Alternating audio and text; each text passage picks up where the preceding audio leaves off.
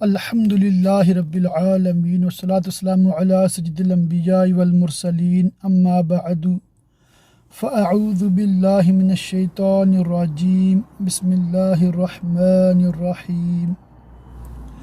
آج کی ویڈیو میں انشاءاللہ تعالی بہت ہی اہم مسئلہ جس کی طرف اکثر لوگوں کی توجہ نہیں ہے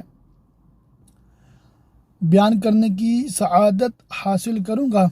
پوری ویڈیو مکمل سنیے گا اور انشاءاللہ تعالی یہ سلسلہ وار مختلف کلپس اسی موضوع پر مزید اس کی تشریح کے لیے شیئر کیے جائیں گے۔ مسئلہ ہے کہ طلاق دینے کا درست اسلامی طریقہ کیا ہے؟ جواب: جب نوبت طلاق تک آ پہنچے اور اس کے علاوہ کوئی چارہ نہ ہو تو مرد اپنی بیوی کو پاکی کے ان دنوں میں جن میں جماع نہ کیا ہو صرف ایک طلاق دے۔ مثلا شوہر اپنی بیوی سے کہے میں تمہیں طلاق دیتا ہوں اور اس کو چھوڑے رکھے یہاں تک کہ اس کی عدت کی مدت پوری ہو جائے۔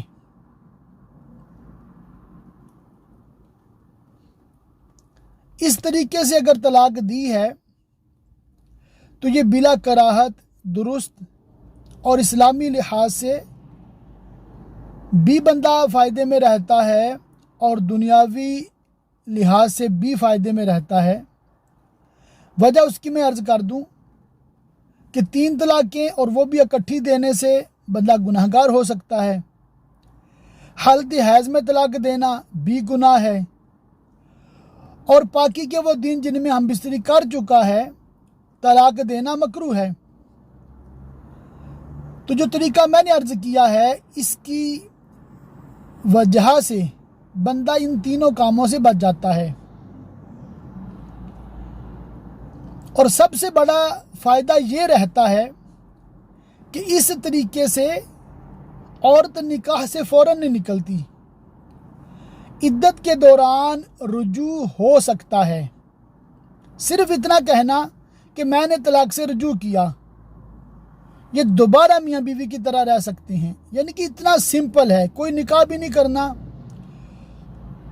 اور کوئی گواہ اکٹھے کرنے اور معاملات کسی سے ڈسکس کرنا ضروری نہیں ہے۔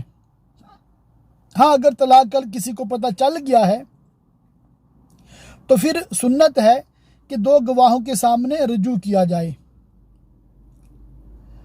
اور رجوع کا مسئلہ جو ہے اتنا آسان ہے کہ اگر زبان سے نہیں کہا اور میاں بیوی نے ہم بستری کر لی تو یہ بھی رجوع کے قائم مقام ہے، مگر اس طریقے سے رجوع کرنا مکروہ ہے، مگر رجوع ہو جاتا ہے، اور جو عورت کی طلاق کے بعد عدت شروع ہوئی تھی وہ رک جاتی ہے۔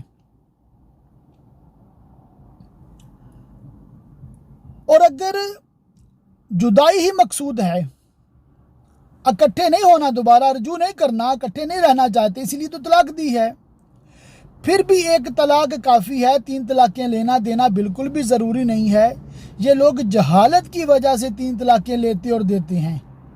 بہت ساری عوام ہیں ان کو پتہ ہی نہیں ہے کہ جس طرح 3 طلاقیں دے کر عورت نکاح سے نکلتی ہے بالکل اسی طرح ایک طلاق سے بھی نکاح سے نکل جاتی ہے۔ فرق کیا ہے؟ 3 طلاقیں دینے سے بغیر حلالے کی واپسی نہیں ہوگی، ایک طلاق دینے سے اگر اس کی عدت کی مدت گزر جاتی ہے تو بغیر حلالے کے زندگی بھر چوائس رہتی ہے، اختیار رہتا ہے، جب چاہیں نئے سرے سے 2 گواہوں کی موجودگی میں نئے مہر کے ساتھ نکاح کر لیں۔